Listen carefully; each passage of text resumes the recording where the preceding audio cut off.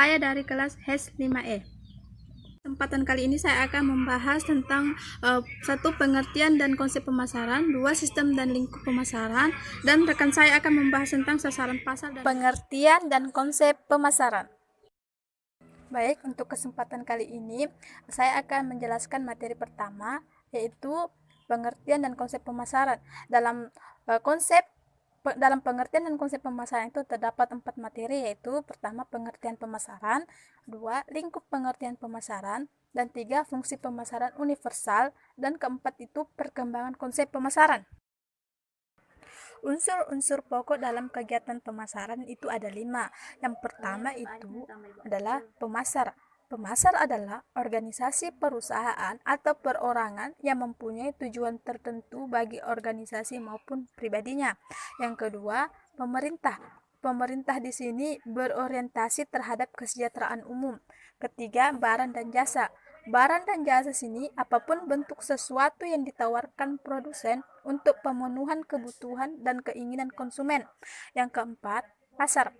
Pasar adalah konsumen pribadi atau organisasi perusahaan yang mempunyai kebutuhan dan keinginan yang berwujud sebagai permintaan terhadap barang atau jasa.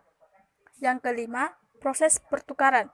Pertukaran adalah kegiatan dua pihak yang masing-masing memerlukan sesuatu milik pihak yang lain sebagai usaha untuk pemenuhan kebutuhan dan keinginan masing-masing. Di sini terdapat diagram sederhana pengertian pemasar. Ini kapasitas produktif itu harus ada proses pertukaran dan kapasitas daya beli. Terus pemasar. Pemasar ini harus ada barangnya, terus barangnya ini akan dijual ke dalam pasar. Dan tujuan perusahaan itu harus adanya pemenuhan kepuasan dan kebutuhan keinginan. Secara umum, pengertian pemasaran adalah kegiatan pemasar untuk menjalankan bisnis guna memenuhi kebutuhan pasar dengan barang dan atau jasa, menetapkan harga, mendistribusikan, serta mempromosikannya melalui proses pertukaran agar memuaskan konsumen dan mencapai tujuan perusahaan. Lingkup pengertian pemasaran di sini ada 2, yaitu pertama mikro eksternal, mikro internal, dan yang kedua itu makro eksternal. Mikro eksternal atau pemasaran mikro eksternal di sini tidaklah netral. Kepentingan pihak-pihak yang terlibat di dalam pemasaran mempengaruhi pengertiannya. Lingkup kegiatan pemasaran pada pengertian di atas melibatkan antara kepentingan internal atau lingkup mikro perusahaan pemasar dengan pasar pada posisi eksternal perusahaan. Yang kedua itu pemasaran mikro internal, di mana untuk mencapai tujuan organisasi pada lingkup mikro perusahaan, dukungan pihak internal itu harus ada pemodal, pelaksana, dan pengelola. Di sini sangat diperlukan. Mereka mempunyai kebutuhan-kebutuhan yang juga perlu dipenuhi. Perusahaan perlu memenuhi kebutuhan mereka agar tujuan organisasi dapat terpenuhi. Dan yang kedua itu makro eksternal. Makro eksternal di sini mempunyai kebutuhan terhadap peningkatan kualitas kehidupannya yang semakin baik di masa kemudian. Pemasaran perusahaan-perusahaan dalam skala makro dengan kapasitasnya sebagai suatu produsen berusaha memenuhi kebutuhan masyarakat atau juga dalam skala makro tersebut.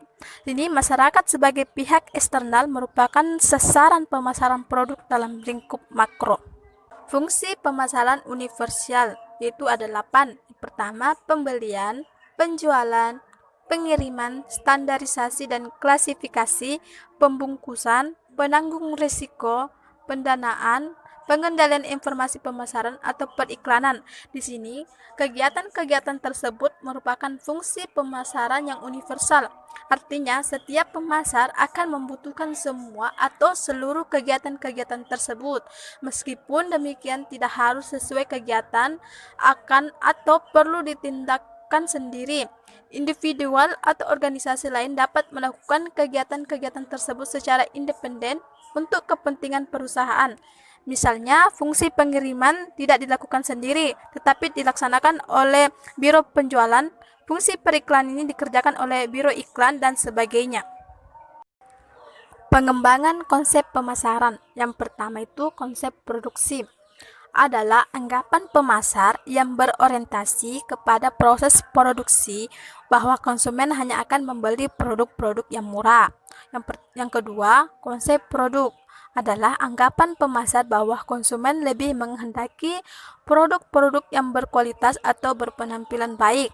Dan selanjutnya itu konsep penjualan adalah anggapan pemasar yang berorientasi kepada tingkat penjualan bahwa konsumen perlu dipengaruhi agar penjualan dapat meningkat sehingga tercapai profit maksimum sebagai tujuan perusahaan.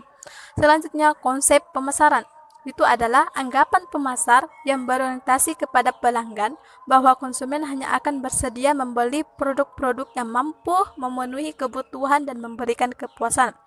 Selanjutnya, konsep pemasaran yang memasyarakat atau bersifat sosial adalah anggapan pemasar bahwa konsumen hanya bersedia membeli produk-produk yang mampu memenuhi kebutuhan serta kesejahteraan lingkungan sosial konsumen.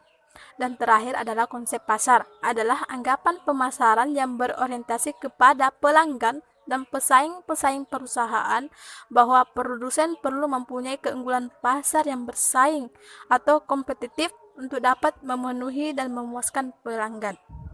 Sistem dan lingkup pemasaran. Sistem dan lingkup pemasaran itu pembahasannya itu mengenai pengertian dan konsep lingkungan pemasaran, lingkungan internal, lingkungan eksternal, serta pola pengaruh sistem lingkungan. Sistem merupakan teori relatif yang berusaha menjelaskan pola keteraturan antara hubungan atau interaksi dan ketergantungan atau interdependensi bagian-bagian yang membentuk secara keseluruhan. Sistem pemasaran di sini ada 3. Yang pertama sistem pertukaran, sistem ekonomi, dan sistem pemasaran. Di sini kita bisa lihat bahwa sistem pertukaran itu melibatkan 2 atau lebih pihak. Masing-masing pihak mampu berkomunikasi dengan baik, saling memerlukan karena memiliki sesuatu yang bernilai tinggi, mempunyai kebebasan untuk saling menerima atau menolak tawaran masing-masing. Sedangkan di sistem ekonomi itu, struktur atau pola keterkaitan antara pelaku-pelaku ekonomi yang saling melakukan transaksi pertukaran barang dan jasa, dan sistem pemasaran itu bertujuan untuk meningkatkan tingkat kepuasan masyarakat, melibatkan sejumlah pihak-pihak independen seperti pemasok, penyalur, pasar, dan lain-lain yang berperan dalam kegiatan bisnis. Oke, di sini terdapat contoh sistem pemasaran sepatu, di mana pemasok kulit itu dari produsen sepatu itu sendiri dan dari agen. Terus adapun pemasok modal itu dari pengecer dan dari konsumen. Dan pasar tenaga kerja itu harus bersaing, harus ada pesaing dan harus ada agennya. Lingkungan pemasaran. Struktur dari sistem pemasaran itu terbentuk oleh 2 komponen, yaitu pertama lingkungan internal dan lingkungan eksternal. Pertama, lingkungan internal adalah kegiatan-kegiatan internal perusahaan yang dapat dikendalikan. Artinya, untuk mencapai tujuan dan menjalankan strategi pemasaran, pemasar mampu melakukan pengendalian atau pengaturan atas operasi kegiatan-kegiatan tersebut seperti yang dikehendaki perusahaan. Dan lingkungan internal pemasar atau bauran pemasaran, pada umumnya aspek pemasaran meliputi kegiatan-kegiatan yang berkaitan dengan pertama, perencanaan barang, kedua, penetapan harga, ketiga, program promosi, dan yang terakhir adalah saluran distribusi. Lingkungan internal atau non-pemasaran. Aspek non-pemasaran adalah kegiatan-kegiatan fungsional atau operasional perusahaan atau selain kegiatan pemasaran, antara lain adalah produksi, personalia, keuangan, penelitian dan pengembangan. Yang terakhir adalah administrasi dan sebagainya. Lingkungan eksternal kegiatan pemasaran adalah pengaruh-pengaruh tidak langsung yang berada di luar kekuasaan atau kendali pemasar. Di sini pengaruh-pengaruh tersebut akan memaksa pemasar untuk menyesuaikan arah dan strateginya agar tetap survei di lingkungannya. Lingkungan eksternal makro itu meliputi aspek kondisi perekonomian, hukum, politik, dan peraturan pemerintah, kependudukan dan keseimbangan lingkungan, keempat teknologi, dan yang terakhir adalah sosial dan budaya. Pola pengaruh sistem lingkungan. Interaksi antara lingkungan internal dan lingkungan eksternal pemasaran itu mempunyai keterkaitan terhadap tujuan maupun strategi pemasaran. Analisis terhadap lingkungan eksternal dapat menjelaskan adanya peluang dan ancaman bagi organisasi perusahaan. Analisis terhadap lingkungan internal dapat memperlihatkan kekuatan dan kelemahan organisasi. Di sini peluang pemasaran perlu dimanfaatkan dan hambatan pemasaran perlu juga diatasi. Kekuatan organisasi perlu dipergunakan untuk memanfaatkan peluang atau mengatasi hambatan lingkungannya.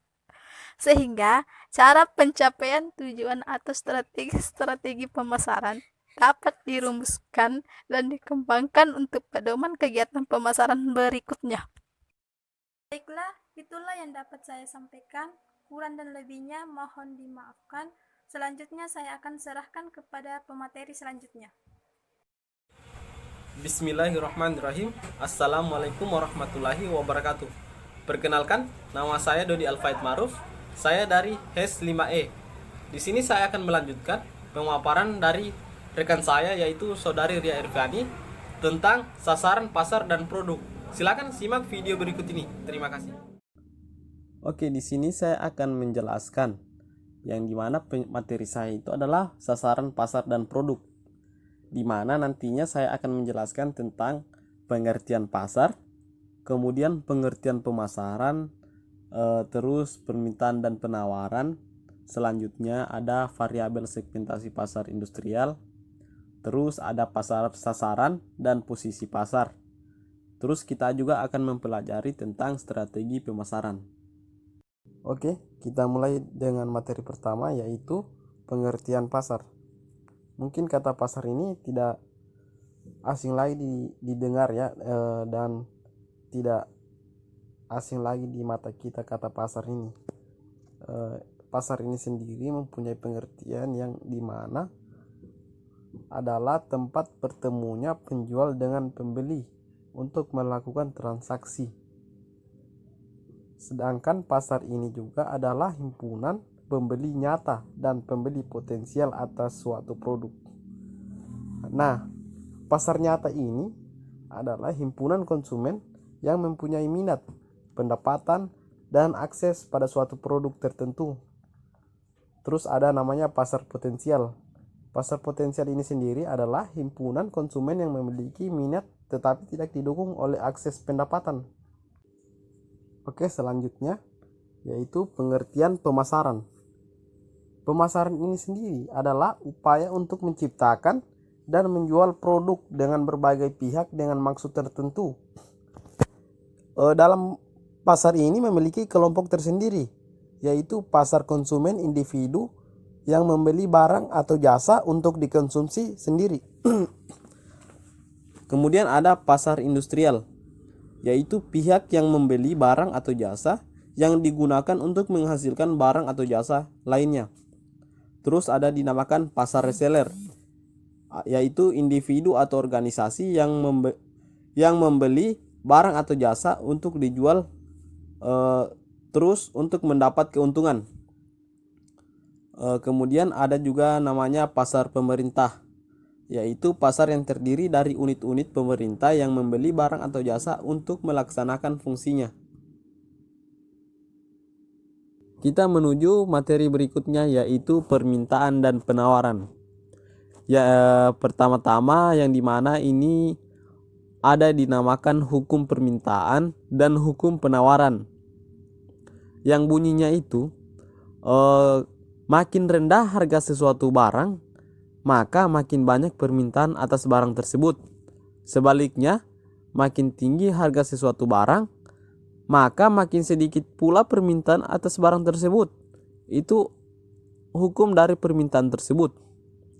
Nah, sebaliknya lagi, hukum penawaran yang berbunyi itu makin tinggi harga sesuatu barang, maka makin banyak jumlah barang tersebut yang akan ditawarkan oleh para penjual. Dan sebaliknya pula, makin rendah harga sesuatu barang, maka makin sedikit jumlah barang tersebut yang ditawarkan oleh para penjual. Selanjutnya yaitu materi tentang segmentasi pasar dan posisi pasar. Segmentasi pasar yaitu membagi-bagi pasar menjadi beberapa kelompok pembeli berbeda yang mungkin memerlukan produk atau jasa yang berbeda pula. Yang berikutnya variabel segmentasi pasar konsumen. Variabel segmentasi pasar konsumen ini sendiri meliputi geografik, bangsa, provinsi, kabupaten, kecamatan, dan iklim, dan lain-lain. Terus ada demografik, yaitu umur, jenis kelamin, pendapatan, dan pekerjaan. Terus ada juga psikografik, yaitu kelas sosial, gaya hidup, karakteristik, kepribadian. Kemudian ada perilaku, yaitu pengetahuan, sikap, dan kegunaan. Kemudian juga yang berikutnya ada variabel segmentasi pasar industrial yang meliputi demografik, yaitu jenis industri, besar perusahaan, lokasi perusahaan. Kemudian ada pengoperasian, yaitu teknologi yang difokuskan kemampuan pelanggan. Berikutnya ada pendekatan pembeli, yaitu organisasi berfungsi pembeli, sifat hubungan yang ada. Kemudian berikutnya ada karakteristik personal industri, yaitu kesamaan pembeli, sikap terhadap risiko, dan kesetiaan. Dan yang terakhir itu ada faktor situasional, yaitu urgensi pengguna khusus, besarnya pesanan. Selanjutnya ada yang dinamakan pasar sasaran. Nah, pasar sasaran ini tersendiri memiliki pengertian, yaitu pasar sasaran adalah cara mengembangkan ukuran-ukuran dan daya tarik segmen untuk memilih segmen sasaran yang diinginkan. Contohnya itu sebagai berikut. Yang bagian A itu mengevaluasi segmen pasar yang meliputi ukuran dan pertumbuhan segmen, struktural segmen yang menarik dari segi profitabilitas, kemudian ada sasaran dan sumber daya perusahaan. Kemudian di bagian B-nya itu memilih segmen seperti pemasaran serba sama, melayani semua pasar, dan tawaran pasar tidak ada perbedaan. Kemudian pemasaran serba aneka, merancang tawaran untuk semua pendapatan, tujuan, atau kepribadian. Kemudian pemasaran terpadu terkhusus untuk sumber daya manusia yang terbatas. Kemudian ada juga yang dinamakan posisi pasar. Nah, posisi pasar ini adalah posisi mana yang akan dimasuki setelah menentukan segmen berdasarkan yang pertama itu atribut, misal harga, mahal atau murah. Kemudian kesempatan penggunaan, misalkan minuman energi. Terus selanjutnya kelas pengguna. Kemudian ada langsung menghadapi pesaing. Terus ada kelas produk seperti kecantikan atau kesehatan. Dan strateginya itu adalah yang pertama identifikasi keunggulan kompetitif dengan nilai terbesar produk, jasa, personil, citra. Kemudian yang kedua memilih keunggulan kompetitif yang tepat. Terus yang ketiga mewujudkan dan mengkomunikasikan posisi dipilih. Oke, selanjutnya materi tentang strategi pemasaran. Strategi pemasaran ini sendiri adalah langkah-langkah yang harus dijalankan setelah menentukan segmentasi pasar, pasar sasaran, serta posisi pasar untuk mencapai tujuan perusahaan melalui strategi. Yang pertama ada produk, yang kedua ada harga, ketiga ada lokasi dan distribusi, dan yang keempat adalah promosi. Berikutnya yaitu kita akan membahas tentang strategi produk. Untuk memenuhi keinginan dan kebutuhan konsumen itu melalui yang pertama itu ada menentukan logo dan moto. Pastinya itu suatu produk itu harus memiliki arti, terus harus menarik perhatian konsumen, kemudian harus mudah diingat.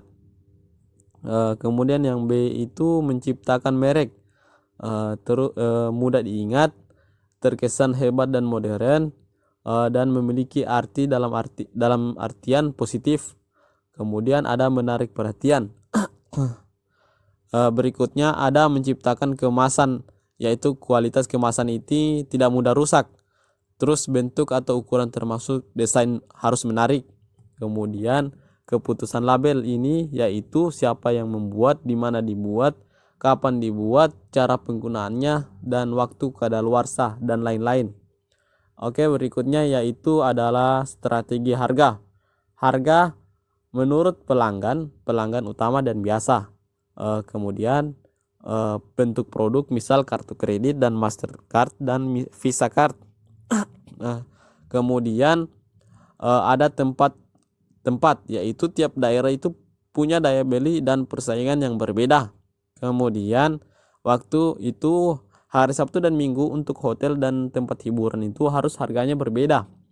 Kemudian berikutnya bagian B itu penetapan harga untuk produk baru yang meliputi market skimming pricing, yaitu harga awal ditetapkan tinggi dengan tujuan produk berkualitas tinggi. Kemudian yang kedua yaitu market penetration pricing, yaitu penetapan harga rendah dengan tujuan menguasai pasar.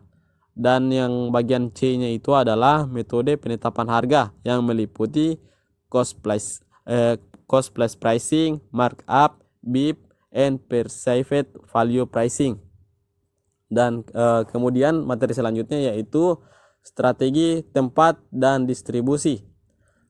Strategi tempat ini yang bagian A itu ada pertimbangan pembeli atau faktor pasar. Kemudian bagian B itu ada karakteristik produk, dan bagian C ada pertimbangan pengawasan dan keuangan. Kemudian kita beralih ke strategi distribusi, yang dimana pertama itu ada produk konsumen, dan yang kedua itu tentunya ada produk industri. Oke, selanjutnya adalah strategi promosi. Yang A itu ada periklanan untuk menginformasikan, menarik dan mempengaruhi calon konsumennya agar barang tersebut laku. Yang kedua itu ada promosi penjualan untuk meningkatkan penjualan atau meningkatkan jumlah pelanggan. Kemudian ada di bagian ketiga yaitu publisitas atau publicity untuk memancing pelanggan melalui kegiatan tertentu. Kemudian yang terakhir ada penjualan pribadi atau personal selling. Oke, itu saja penjelasan dari materi saya. Sekian, lebih dan kurangnya mohon dimaafkan. Wabillahi taufiq wal hidayah. Wassalamualaikum warahmatullahi wabarakatuh.